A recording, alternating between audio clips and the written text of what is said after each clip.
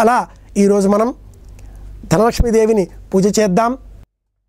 ముఖ్యంగా 5 పత్రములలో ఏవి దొరికితే అవి మర్రి, మేడి, అత్తి, జువ్వి భాగ్యనగర ప్రజలకు దొరుకుతుందో లేదో, మామిడి మట్టుకు దొరుకుతుందిగా.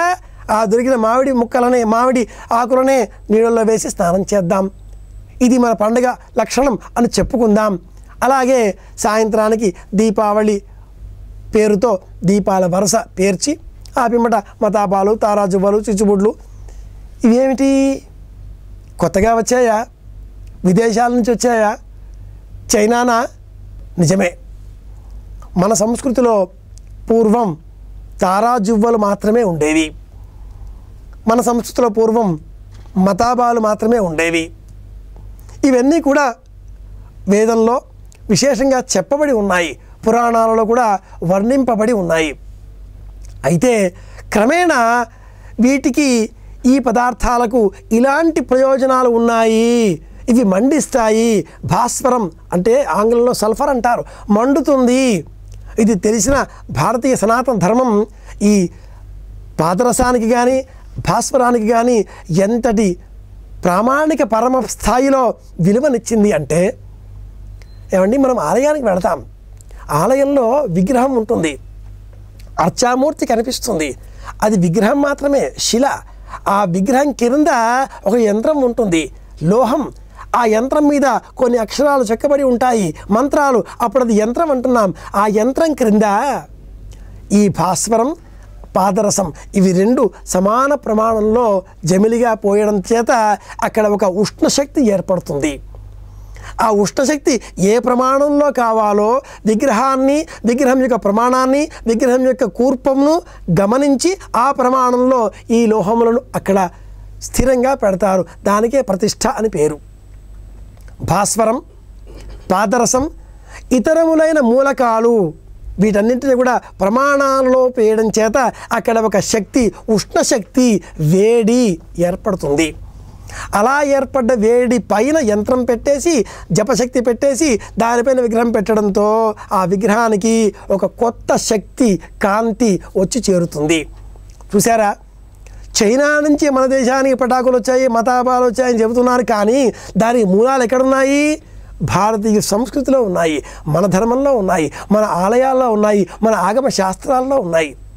ఆలయ నిర్వహణలో విగ్రహం క్రింద ఇలా గంధకాన్ని, పెట్లుప్పు అంటారు కొన్ని ప్రాంతాలలో. ఈ గంధకాన్ని, ఈ పెట్లుప్పును, గంధకాన్ని, ఆ పాదరసాన్ని, ఇతర మూలకాలను, లోహాలను ఇలా జతకూర్చి, చేర్చి, పేర్చి ప్రయోజనాన్ని అందించేటటువంటి కాంతిని పొందమని చెప్పింది భారతీయ ధర్మం. కాగా విధ్వంసం పుట్టించే విధంగా, ప్రళయం కంపం పుట్టించే విధంగా బాంబులు, ఆటం బాంబులు ఇలాంటివి విదేశాలు తయారు చేశాయి. ఇది తేడా మనకు విదేశాలకు. మంట స్వల్పంగా ఉంటే వంట చేసుకుంటాం, మంట పెద్దగా అయితే అగ్నిహోత్రం చేస్తాం, జ్వాల హోమం అంటాం. అది పవిత్రమైన అగ్నిహోత్రం. ఆ అగ్నిహోత్రం మరింత పెద్దగా మారినప్పుడు ఈ అగ్నిహోత్రాన్ని నిర్వహించేటటువంటి ఋత్విక్కులే ఆ అగ్నిహోత్రంలో పెరుగు, పాలు చిలకరించి నియంత్రిస్తారు. అగ్నిముఖావై దేవాహ అంటూ స్తోత్రాలు చేస్తారు. ఇదే మంట, ఇదే జ్వాల అగ్గిపుల వెలిగిస్తే వస్తుంది. 2 చెక్క ముక్కల రాపిడికి అరణి అంటారు.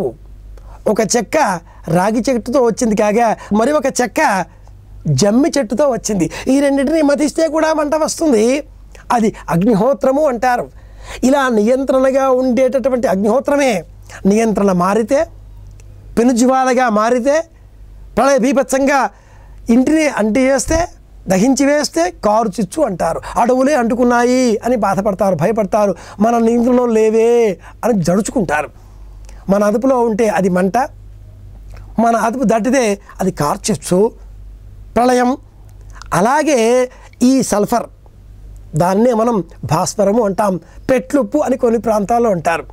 ఒక ప్రమాణ స్థాయిలో ప్రయోగించి, ప్రమాణ స్థాయిలో ఉష్ణశక్తిని సిద్ధం చేసి దైవంగా స్తోత్రం చేద్దాం అంటూ సనాతన ధర్మం చెబితే, చైనా ఇతర దేశాలు వాటితో మతాబాలు, బాంబులు, చిచ్చుబుడ్లు, రాకెట్లు ఏమిటేమిటో తయారు చేస్తున్నాయి.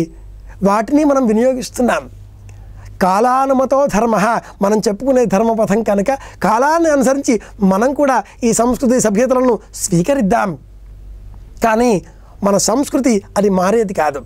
సంప్రదాయాలు మారవచ్చును, మారని సంస్కృతికి ప్రతీకగా ఈ మతాబాలు, చిచ్చుబుడ్లు, తారాజువ్వలు, విష్ణు చక్రాలు, భూచక్రాలు వీటిని పరిమిత సంఖ్యలో చిన్నారి బాలబాలికలకు ఆనందం కలిగించే విధంగా వెలిగిద్దాం.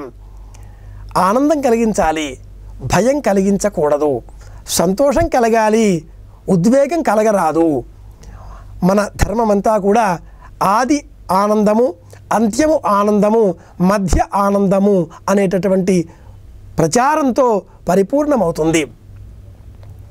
నాటకాంతం హి అని ఎలా చెప్పుకుంటామో నాటకాంతంలో ఆనందమే అంటాడు భరతుడు. అలాగే ప్రారంభము, మధ్య, అంతము ఆనందంగా ఉండాలి అంటే ఈ తారాజువలు, మతాబాలు, చిచ్చుబుడ్లు ఇవన్నీ కూడా కంటికి ఆనందం కలిగించేవి. దీపావళి ఆనందాల పండుగ. కంటికి ఆనందం ఎలా కలుగుతుంది? కన్ను చూస్తుందా? చూస్తుందండి. చూసింది అని ఎలా తెలిసింది? మనస్సు ద్వారా. కన్ను ఆనందం పొందుతుందా?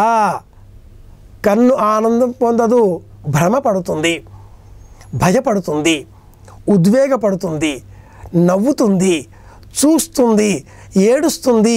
ఈ గుణగణాదులన్నీ కూడా మనస్సు ద్వారా కన్ను ప్రకటిస్తుంది. నిజంగా కన్ను ఏదీ పొందదు, అది ఒక అంగం మాత్రమే. చర్మచక్షువిది. దీని ద్వారా పొందే ఆ అనుభూతి అంతా కూడా మనస్సుకు సంబంధించింది. మనస్సు ఆనందపడుతున్నది, కన్ను ఆనందాన్ని చూస్తుంది, మనస్సు గుర్తిస్తుంది. కనుక కంటికి ఆనందం కలిగించే విధంగా అంటే అర్థమేమిటి? మనస్సు ఆనందపడే విధంగా.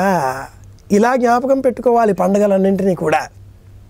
కనుక చిన్నారి బాలబాలికలకు ఆనందం కలిగించే విధంగా మతాబాలు, చిచ్చుబుడ్లు వీటన్నింటినీ కూడా వెలిగిద్దాం. ప్రధానంగా మన పండుగలలో ఉండేటటువంటి అంతరార్థం అది ఆనందాన్ని పెంచుకోవడం, ఆనందాన్ని పంచుకోవడం అని గుర్తిద్దాం. దీపావళి అనగానే ధనత్రయోదశి, నరక చతుర్దశి, ప్రాగ్జ్యోతిషపురము, జ్యోతిస్సులు అంటే కాంతి కిరణాలు అని అర్థం. ఈ ప్రాక్ జ్యోతిషపురమును అధిరోహించినటువంటి నాయకుడు నరకుడు పడిపోయి ధ్రువుడు వచ్చాడు. ఇక నుంచి మనకు ధ్రువుడే మార్గ నిర్దేశం చేస్తున్నాడు, మార్గగామిగా ఉన్నాడు. ఇలా జ్ఞాపకం చేసుకుందాం. విశేషించి ఈరోజు మనం అమ్మవారిని అనేక రకాల నామముల చేత అర్చన చేస్తాం. ప్రకృత్యై నమః, వికృత్యై నమః, విద్యాయ నమః, సర్వభూత ప్రదాయ నమః ఇలా చేస్తూ ఉంటాం. ధనలక్ష్మీ పూజ అని కూడా నిర్వహిస్తాం.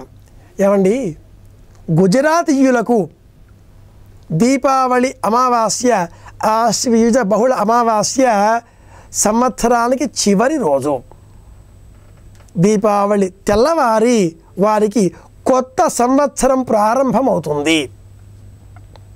దానినే క్రమేణా ఈరోజే సంవత్సరం ప్రారంభం అని కూడా అనేక ప్రాంతాలలో వాళ్ళు పూజలు నిర్వహిస్తూ మాకు లక్ష్మీ అనుగ్రహం కలగాలి అంటూ అర్చనలు చేస్తూ ఉంటారు. కొత్త సంవత్సరం ప్రారంభం.